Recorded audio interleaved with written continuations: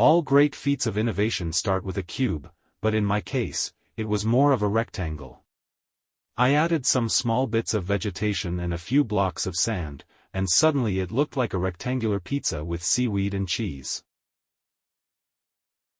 For the second rectangle, I filled it with projectiles and recolored a cube green so it would look like a cactus.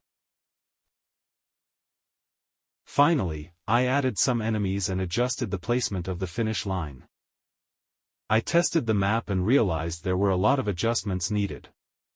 I made the land smaller to reduce wasted space and make the correct path clearer. Unfortunately, this also meant adjusting the location of all the map objects. I also made the cactus smaller for better visibility.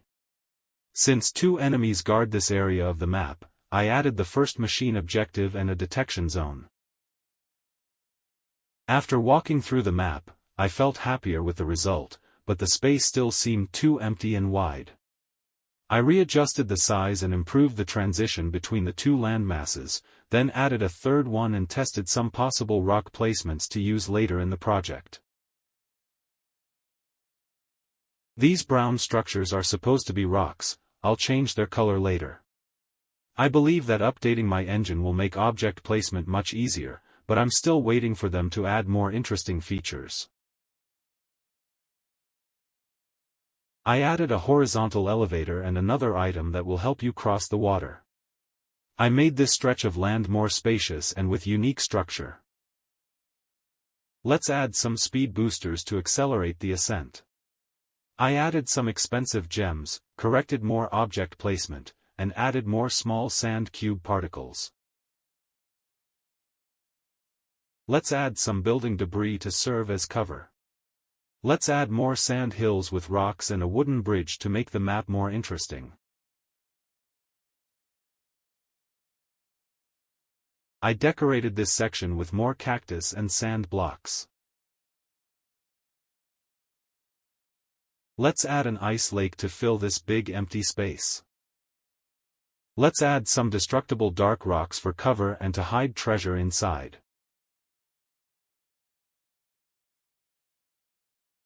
Add more valuable items on top of rocks and next to enemies to keep things high risk and high reward.